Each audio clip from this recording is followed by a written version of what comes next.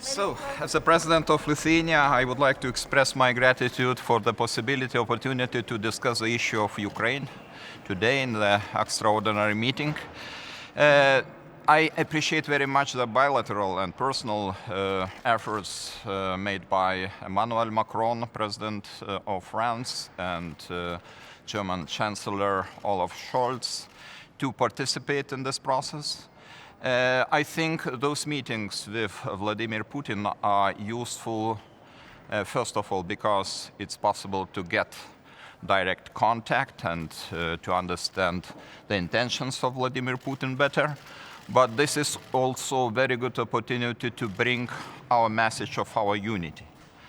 What is important right now is our unity, our firm stance, and this stance is the best element of deterrence. You know, if we are talking about peace formula for Ukraine, this formula is not the formula of advanced mathematics. This is formula of politics, and the main element in this formula is deterrence.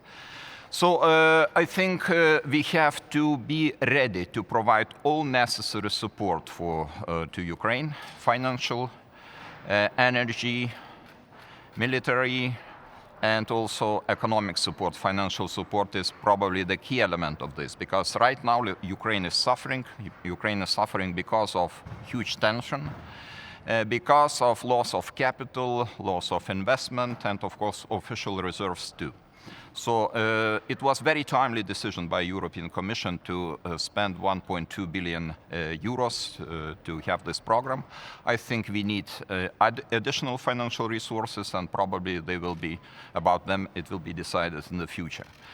For Lithuania, it's also very important to see that Ukraine has all necessary support by all means.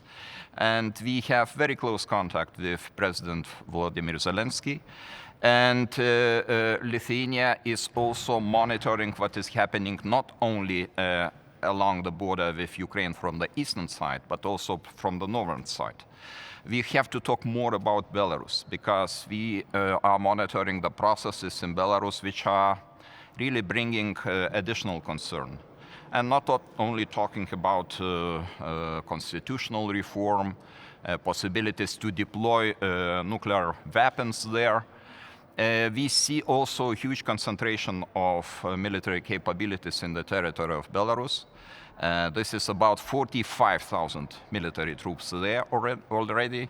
S-400 missiles and other military equipment, Air Force and so on. And yes, there were some promises made by Vladimir Putin to withdraw these capabilities after the military exercises are over, but so far we don't hear very clear signals and statements about really very clear intentions to do that. So this is a matter of concern, and the matter of concern not only for Ukraine, but also for Baltic countries too, and Poland, of course, including. Did you talk about sanctions with your colleagues? Sanctions are on the table, and we have to talk about the sanctions which could include energy, financial and economic sanctions. So far, I wouldn't like to express it in details, but we are in the process. You were just talking about sanctions and energy, but how could you or Europe make sure that Russia is not using energy more as a geopolitical instrument? We have to consider the consequences of those sanctions. Of course, the sanctions must be effective. This is a very important element of the sanctions. But of course, we have to calculate all the possible consequences on us too.